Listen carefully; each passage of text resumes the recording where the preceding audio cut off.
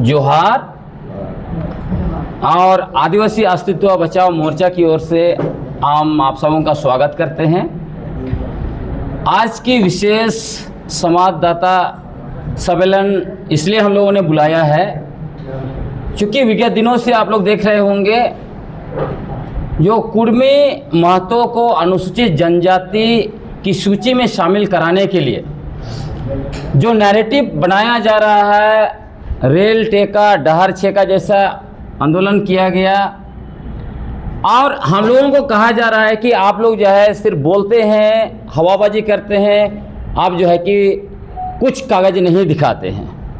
तो आज हम लोग सारे तथ्य, तर्क और विश्लेषण हर तरह से हम लोग सारे तथ्यों को आपके समक्ष सामने रखने के लिए यहाँ पर उपस्थित है, क्योंकि ये लोग भ्रम फैलाकर खासकर आजसू पार्टी और जेल कैंप अपने ही समुदाय के लोगों को दिशा भटकाकर राजनीतिक फायदा लेते हुए झारखंड की सत्ता पर लोग पहुंचना चाहते हैं 2029 में, और इसीलिए ये सारी चीज़ें की जा रही है और गलत नैरेटिव बनाया जा रहा है। अब इसमें जो है कि पहली बात यह है, ये लोग कह रहे हैं लगातार कि जनगणना रिपोर्ट में उनको एबोरिजिनल कभी जो है कि प्रिमिटिव ट्राइब वगैरह वगैरह कहा गया है, लेकिन सच्चाई यह है हमारे पास सेंसस है। सेंसस का दो हिस्सा है, एक तो 1931 का एक सेंसस है और दूसरा इसी के अंदर में जो है उसको बोलते हैं पार्ट 2 इंपीरियल टेबल। ये क्या बताता है ये, और उससे भी पहले आपको 1872 जब पहली बार जनगणना हुई, जिसको पूरा जनगणना नहीं कहा जाता है लेकिन बंगाल की लगभग पूरी जनगणना हो गई थी। तो ये जनगणना रिपोर्ट क्या बताते हैं? जनगणना रिपोर्ट में स्पष्ट है कि पहली बात तो 1935 का इंपीरियल टेबल जो है उसमें उनको भूस्वामी एवं कृषक वर्ग बताया गया है, जिसके क्रम 3 में मराठा ग्रुप लिखा गया है। और उस मराठा ग्रुप में किसको किसको रखा गया है? मराठा, कुणबी, कुर्मी, कुर्मी क्षत्रिय, कप्पू, कपवार, राधी, वकालीन और वल्ला। और ये जो है देख सकते हैं इंपीरियल जो सेंसस है उसका टेबल 502 जो उसकी संख्या है उसमें आप इसको आपको मिलेगा। ये जो है 1872 से 1931 तक जितने भी जनगणना हुए हैं उसमें कहीं भी कुर्मी महतो को एबोरिजिनल या एबोरिजिनल ट्राइब नहीं कहा गया है। ये बहुत स्पष्ट है। इसमें आप देखेंगे तो इंपेरिकल टेबल अब 1872 का जो हुआ उसमें पहली बार उनको खेतीहर जाति, कृषक कास्ट कहा गया। उसके बाद निरंतर कुर्मी लिखा जाता था उनके बारे में। फिर मैंने ऑलरेडी कहा 1931 का जो इंपेरिकल टेबल जो है उसमें कुर्मी क्षत्रिय लिखा गया। उसको मैं ये अभी आप दिखा रहा हूं ताकि आप देख सकते हैं कहाँ क्या लिखा गया है। देख लीजिए स्पष्ट, यहाँ पे ये पूरा एम्पिरिकल टेबल में देखिए, कल्टीवेटर ब्राह्मण राजपूत दूसरा ग्रुप में, तीसरा ग्रुप में मराठी ग्रुप, तीसरे में देखिए पूरा कौन कौन जो मैंने पढ़ के आपको सुना दिया। अब जो है इनका दूसरा जो मसला है वो ये कहते हैं कि कुर्मी, कुर्मी महतो ये सब अलग है। ये सब बिल्कुल भी अलग नहीं है।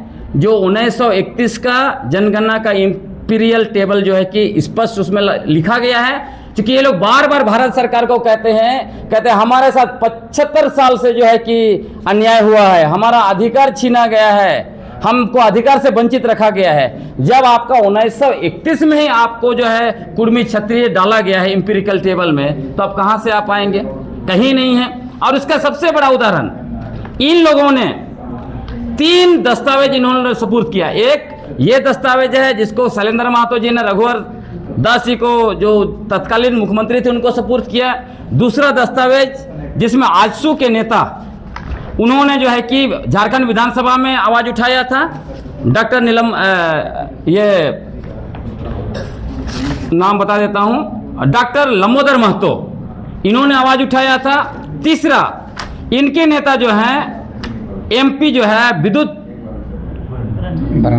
बरन महतो, इन्होंने क्या किया था, इन्होंने एक स्पेशल प्राइवेट बिल लाया था लोकसभा में 2016 में। अब इसमें क्या है, इन्होंने झूठ का आंकड़ा पेश किया। ये लिखते हैं कि आजादी से पहले ये लोग शेड्यूल्ड ट्राइब में थे। इनको पता होना चाहिए एमपी साहब को, शेड्यूल्ड ट्राइब पहली बार 1 दिसंबर 1948 को संशोधन संख्या 491 के द्वारा डॉक्टर भीमराव अंबेडकर ने संविधान का मसौदा में लाया। शेड्यूल्ड ट्राइब पहले था, नहीं तो आप कैसे उस सूची में थे? नंबर 1। नंबर 2, ये तीनों दस्तावेज में कहीं भी ये लोग नहीं लिखते हैं कि ये कहीं जनगणना की सूची में इनको शामिल किया गया एबोरिजिनल ट्राइब के रूप में, क्योंकि उनको पता था कि इंपीरियल टेबल में वो है ही नहीं। तो इनका जो दावेदारी है कि हम लोग सेंसस में थे बोलता रहता है, वो ध्वस्त हो जाता है। दूसरी बात जो मैंने कहा, कुर्मी और कुणबी और कुर्मी क्या एक हैं, अलग अलग हैं? तो पहला तो वही इंपीरिकल टेबल जो है उसमें स्पष्ट हो जाता है कि इनको 1935 का जनगणना में, चूंकि इनकी मांग थी, इसके लिए इन्होंने 7 साल तक आंदोलन किया था। 1923 से लेकर 30 तक लगातार आंदोलन किया था, जिसके बदौलत जो है कि इनको वो जो स्टेटस दिया गया क्षत्रिय कुर्मी का। इसमें एक दस्तावेज भी है, मैं आपको दिखाऊंगा, जिसमें इन्होंने स्मारक पत्र जो है वो ब्रिटिश हुकूमत को सौंपा था। वो भी स्मारक पत्र हमारे पास यहाँ पर मौजूद है। आप अगर देखना चाहें तो हम दिखा देंगे। इधर हम लोग का,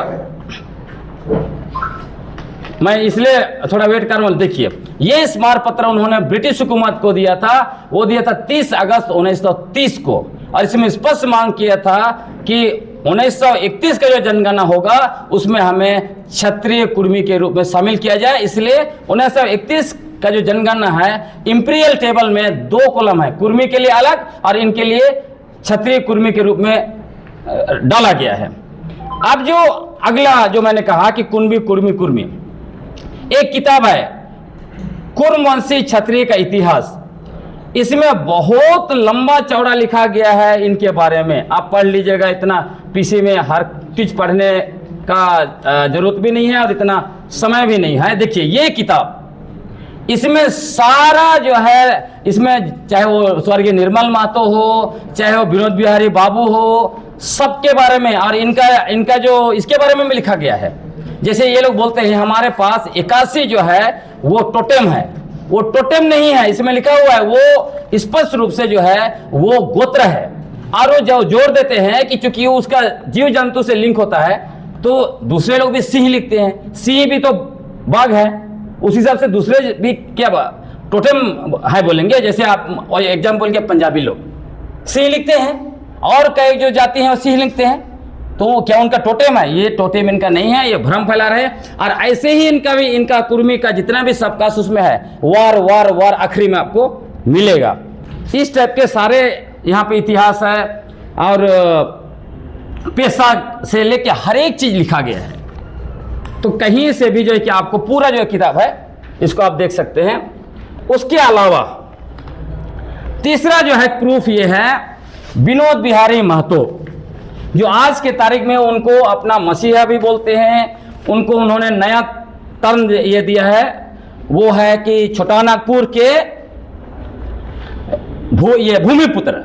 उसके अलावा उन्होंने अभी उनको नया भी कहा है भगवान, बिरसा भगवान जैसे भगवान। तो इनके भगवान क्या किए हैं वो भी हम बता देते हैं। इनके पुत्र राज किशोर महतो ने इनका बायोग्राफी लिखा है। उस बायोग्राफी में वो क्या लिखते हैं, वो बताते हैं कि विनोद बिहारी महतो जो है वो कुर्मी महतो को क्षत्रिय समझते थे, इसीलिए वो जो है कि शिवाजी और शिवाजी के वंशज भी मानते थे, इसलिए शिवाजी समाज का उन्होंने गठन किया। उसके अलावा पटना में उन्होंने रैली भी निकाला था और कर्पूरी ठाकुर साहब को ओबीसी का जो लड़ाई था उसमें भारी उन्होंने समर्थन किया। और उसके अलावे और भी कई काम किए, लेकिन कहीं भी उन्होंने एक बार भी कुर्मी महतो को अनुसूचित जनजाति का दर्जा की मांग नहीं की। पूरा इनका जो है ये उनका मतलब एक हिस्सा है, लेकिन उनकी पूरी पुस्तक आप पढ़ेंगे तो बहुत क्लियर है। स्कूल भी खोले, वो भी जो है कि इनके नाम से ही ये शिवाजी के नाम से ही निकाला उन्होंने। और इसकी पुष्टि आज आप देखिएगा बहुत बेहतरीन तरीके से आया है एक अखबार में, प्रभात खबर में। आज उनके दूसरे बेटे, उनके 5 पुत्र हुआ करते थे स्वर्गीय विनोद बाबू के, उनके एक पुत्र जो अधिवक्ता है उन्होंने कहा है कि विनोद बाबू ने एसटी के लिए कभी आंदोलन नहीं किया। प्रभात खबर को इंटरव्यू दिया है जहां वो कहते हैं, उन्होंने लिखा है कि उन्होंने उत्पीड़ित के लिए, हक अधिकार के लिए काम किया, लेकिन कुर्मी जाति को आदिवासी बनाने के लिए कभी आंदोलन नहीं किया, जो उनका बायोग्राफी से पूरी तरह से मैच करता है। तो चूंकि वो थे नहीं कुर्मी, इसीलिए मतलब आदिवासी नहीं थे, इसलिए उन्होंने कभी भी इसकी मांग नहीं की। वो मानते थे कि वो क्षत्रिय हैं और वो आपको बहुत उनके समाज में मिलेगा। अब जो है कि तीसरी जो बात है जिसको हम आपके समक्ष रखना चाहते हैं वो ये है कि इन्होंने सीएनटी एक्ट का कड़ा विरोध किया था उस जमाने में। इसके बारे में आपको 1931 का सेंसस में भी उसका जो 5 जो है इसका अपेंडिक्स, उसमें पूरा विस्तार से लिखा है। उसमें यह भी लिखा है कि उनको सीएनटी एक्ट के तहत जो भी प्रोटेक्शन मिलता है आदिवासियों को देने की कोशिश की गई, जिसका इन्होंने विरोध किया है, कड़ा विरोध किया। और उसके अलावे आप देखिए सीएनटी का अमेंडमेंट भी हुआ। सीएनटी का अमेंडमेंट हुआ आपका 1938 में, यह दस्तावेज है। सीएनटी का अमेंडमेंट हुआ 1948 में, जिसमें अबोरिजिनल मतलब आदिवासियों की सूची बनाई गई, उसमें कुर्मी महतो कहीं नहीं है। उसके बाद दोबारा सीएनटी एक्ट का अमेंडमेंट हुआ 1962 में, उस समय में उन लोगों को ओबीसी के रूप में उनको शामिल किया गया है। तो ये लोग जितना भी उछल ले तो सीएनटी में भी कहीं नहीं आते। उसी तरह सीएनटी में मुंडाओं को खुटकट्टी राइट्स, खड़िया उरांव उनको जो भूमिहारी राइट्स, कुल्हान का अलग कानून, संताल परगना का अलग कानून। तो ये लोग कहते हैं हम सबसे ज़्यादा लड़ाई किए अंग्रेज से, तो अंग्रेजों ने इनके नाम पर कोई कानून बनाया, कहीं कोई व्यवस्था किया? कुछ नहीं किया।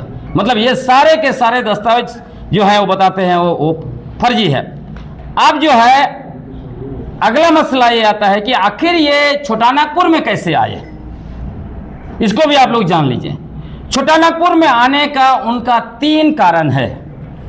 पहला कारण जो है वो है शत्रु के आक्रमण से सुरक्षा के लिए लोग आए थे, है ना, जिसके बारे में जो मैंने किताब आपको दिखाया था, इस किताब में बहुत विस्तार से लिखा हुआ है।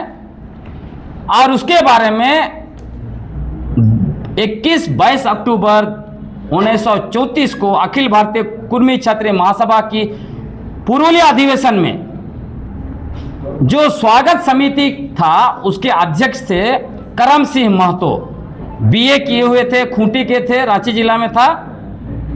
उन्होंने इसमें अपना जो भाषण रखा उसका थोड़ा सा मैं अंश आपको बता देता हूं। उसमें उन्होंने क्या लिखा, क्या बताया? उन्होंने बताया है कि कुर्मी महतो जाति 17वीं शताब्दी में शत्रुओं के आक्रमण से पीड़ित होकर अपनी आजीविका के लिए छोटा नागपुर आया और कृषि कार्य और गोचर का उपयुक्त स्थान चुनकर बसता गया। आगे उन्होंने यह भी कहा कि संगति का प्रभाव मनुष्य पर बिना आधिपत्य जमाए नहीं रह सकता है, इसलिए मेरी जाति अनार्य मतलब आदिवासी लोग के कतिपय अवगुणों का अनुसरण करती गई और क्रमशः नैतिक अधपतन की ओर अग्रसर हुई। मतलब हम लोग के साथ मिले तो उनको अधपतन हो गया, उनका नैतिक चला गया। उसके बाद कुछ लोगों ने जो मध्य प्रदेश से आए थे, हाँ, इसी तरह उन्होंने कहा कि मतलब इधर से मध्य प्रदेश से इधर आए थे, मध्य प्रदेश से छोटा नागपुर आए। उसी कन्वेंशन में बताया मुसलमानों के द्वारा पीड़ित होकर संतालों के घर में शरण लिए थे। संतालों ने अपना मौसेरा भाई बताकर उनको मुसलमानों से बचाया था। कुर्मियों ने अपने मूल स्थान को छिपाई लिया क्योंकि मुसलमानों से भयभीत थे। यह है कर्मभूमि क्षत्रिय का इतिहास, इंद्रदेव सिंह, 2004 में पब्लिश हुआ है, पेज नंबर 152 से 153 तक। और इसमें देखिए रिजले जो बनाए हैं ये tribe and caste of Bengal, उसमें भी ये कहते हैं कि संथाल और इनके साथ भाई भाई का रिश्ता है। तो देखिए यहाँ पे साबित हो गया, वो बचने के लिए वो संथाल के घर में घुसे थे। अब इसमें जो है तीसरा, मतलब पहला तो मैंने कहा बचने के लिए ये लोग आए छोटा नागपुर।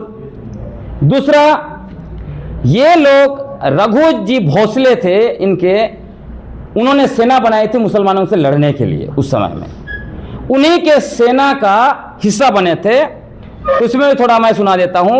1742 ईस्वी में रघु जी भोसले ने मुर्शिदाबाद पर चढ़ाई की थी और वे सरदेशमुखी उपज का 10वां हिस्सा, सरदेशमुखी मतलब उपज का 10वां हिस्सा जो मतलब मराठों के शासित प्रदेश के बाहर रहने वाले से वसूला जाता था।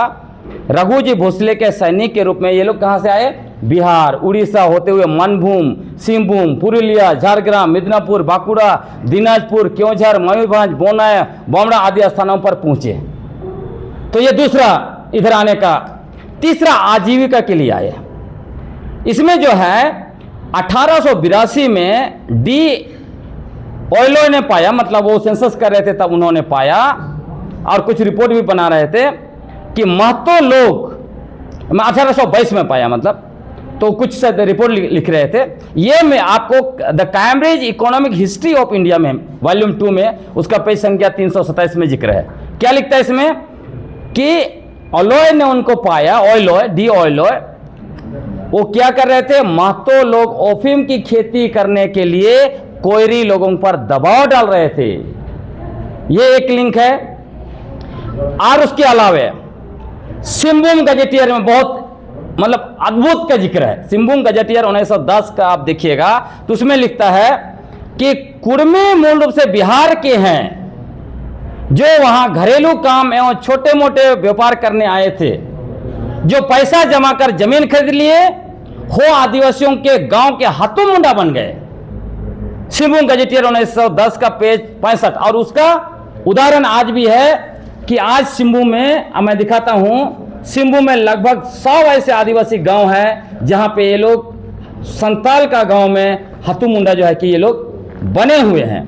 तो सिंहभूम गजेटियर का मुझे 3 ब्लॉक का तो मिला हुआ है, निकाला हुआ और भी आएगा, आपको मैं दिखा रहा हूं। सिंहभूम का ये देखिए, लिस्ट देख लीजिए, ये सारा आपका अंचल मनोहरपुर, बहुत सारे कुर्मी जो है मुंडा मतलब हो आदिवासियों के, मुंडा आदिवासियों के गांव के हाथू मुंडा बने हैं। और उसके बाद यहां भी देखिए, ये हो गया आपका, ये हो गया आनंदपुर का, वहां भी बने हुए हैं।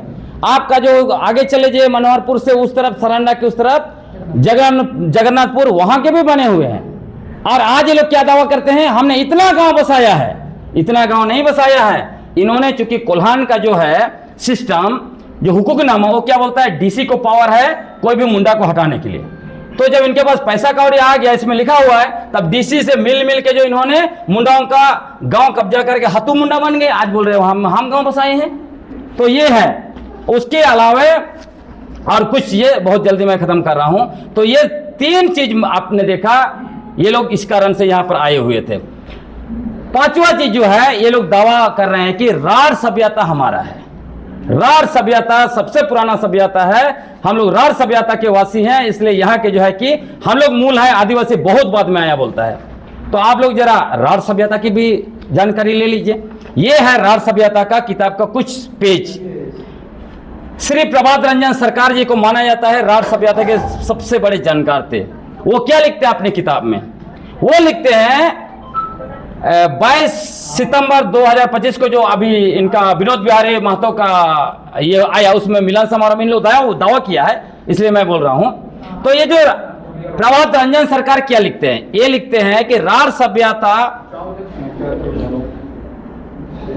का आदि बिंदु राढ़, ये पुस्तक का नाम है।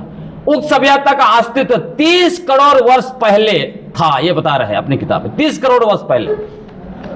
उसके बाद वो बताते हैं कि ये जो राढ़ शब्द है वो ओस्ट्रोस्टैटिक शब्द है, और वो लिखते हैं पेज नंबर 1 में, राढ़ शब्द प्राचीन ओस्ट्रो भाषा का शब्द है जिसका अर्थ है रक्त मृतक देश, मतलब जहां पे कोई इंसान नहीं था, है ना। पेज 3 में लिखते हैं, जब पश्चिमी राढ़ के, बहुत ध्यान से सुनिए आप, जब पश्चिमी राढ़ के मनुष्य ने पूर्वी राढ़ की ओर बढ़कर पूर्वी राढ़ में अपनी बस्ती स्थापित की, यह आज से लाखों लाखों वर्ष पहले का था। और 16 पेज में लिखा, राढ़ के मनुष्य मुख्यतः ओस्ट्रिक और निग्रो मिश्रित थे। तो ये तो दावा कर रहे हैं कि हम लोग 65,000 साल पहले आए, आजकल दावा नया इन्होंने किया है। तो राढ़ सभ्यता तो बोला लाखों लाखों साल पहले का था, और 1 करोड़ साल पहले जो राढ़ सभ्यता बनी, तो फिर ये कहां से ये दावेदारी कर रहे हैं, है ना। तो सब कुछ इसलिए लाना पड़ रहा है कि ये लोग बहुत जो है कि फर्जी चीजें बता रहे हैं आदिवासी बनने के लिए। अब जो है एक ये भी बता रहे हैं कि छोटानागपुर के ये सबसे पुराने बासिंदा थे, इसको भी जो है टेस्ट कर लिया जाए। जब छोटानागपुर के सबसे पुराने बासिंदे थे तो CNT एक्ट 1908 के संशोधन 1938 में इनका एबोरिजिनल की सूची में क्यों नहीं डाला गया। दूसरी बात, 65,000 साल पहले ओंगे, जरवा, सेंटिनल और ग्रेटर अंडमानिज आकर बसे, जो आपका 2018 का, 19 का और 24 का DNA रिपोर्ट बोल रहा है, जो दुनिया के डेविड रिक जैसे जाने माने साइंटिस्ट की टीम ने की है। वो बताता है कि मॉडर्न ह्यूमन जिसको कहा गया 65,000 साल का ही अस्तित्व है। तो 65,000 साल का अस्तित्व में ये 4 समुदाय को बताया गया है। आप बताइए, ये चारों समुदाय की अपनी भाषा है, उनकी पेशा है, पेशा क्या है, हंटिंग एंड गैदरिंग, अभी भी है। हंटिंग गैदरिंग में शिकार करना, मछली पकड़ना, जंगल का फल फूल खा के जिंदा रहना। उसके अलावा सभ्यता तो उनका ही जंगल का सभ्यता। फिर पेशा मैंने कहा, भाषा उनकी अपनी भाषा। इनके पास पेशा के रूप में कृषि, 10,000 साल पहले मुश्किल से आया कृषि भारत में। तो ये 65,000 साल पहले आए थे, तो 65 में 10 घटाइए, 55,000 साल तक इनके पूर्वज क्या खा रहे थे? क्या पत्थर खा के जिंदा थे? क्योंकि ये तो हंटिंग और गैदरिंग नहीं करते, शिकारी नहीं है, ये लोग फल फूल खाते नहीं है। हम लोग को बोलता है तुम लोग चिड़ी मार है, तो कैसे पत्थर खा के जिंदा थे? सवाल ये। दूसरा, भाषा, जब इनकी कुरमाली भाषा, ये तो आपका इंडो आर्यन भाषा है, और इंडो आर्यन का मूल भी नहीं है, सब मुश्किल से 2,500-3,000 साल पुराना का भाषा है। तो ये लोग 65,000 साल पहले आए थे। तो क्या हुआ कि ओंगे, जरवा, सेंटिनल और जो ग्रेटर अंडमानिज अपनी भाषा अभी तक मौजूद रखे हैं। उनकी जनसंख्या बहुत कम है, ओंगे तो 134 बच गए, तब भी अब उनकी भाषा है। ये आज के समय में 2 करोड़ हो गए झारखंड और पूरे इस इलाके को लेकर जहां आंदोलन कर रहे हैं लोग। इनकी भाषा कहां गुम हो गई है? रिजले बोलते हैं। जिस तरह से भूमिज लोग अपना लिया बंगाल में बंगला, इसी तरह ये लोग भी अपना लिया। लेकिन भूमिज लोग का झारखंड में तो अपनी भाषा जिंदा है अभी भी। ग्रियर्सन जो भाषाविद रहे हैं वो कहते हैं कभी उनकी भाषा रही होगी। तो कैसे ग्रियर्सन यहां सबसे बड़े विद्वान माने जाते, भाषा विद्वान, उन्होंने क्यों नहीं खोजा? अब सवाल यह उठता है, जब ये 65,000 साल पहले ओंगे के साथ आए, इनकी कोई भाषा नहीं है। 3,000 साल पहले इनकी भाषा, और जब इंडो आर्यन भाषा 4,000 साल पहले आई, तो आर्यन भाषा सीखे। आप 65,000 में आप जो है कि 4,000 साल घटाइए, 55 मान लेते हैं, 5,000 साल दे देते हैं। तो 55,000 साल इनके पूर्वज क्या बात कर रहे होंगे?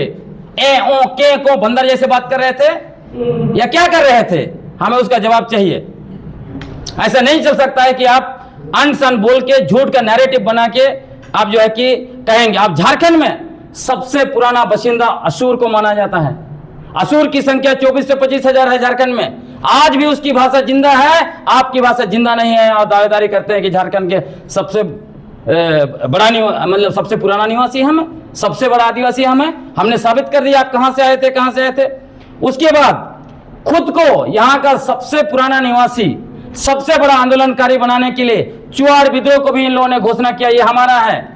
रघुनाथ सिंह भूमिज को रघुनाथ महतो घोषित करके मतलब जगह जगह पर मूर्ति लगा रहे हैं। बता देते हैं आपको इसका क्या है। चुआड़ विद्रोह, जनगणना 1872 का पेज संख्या 195 आप देख लीजिएगा, स्पष्ट लिखा हुआ चुआड़ किसको कहा गया।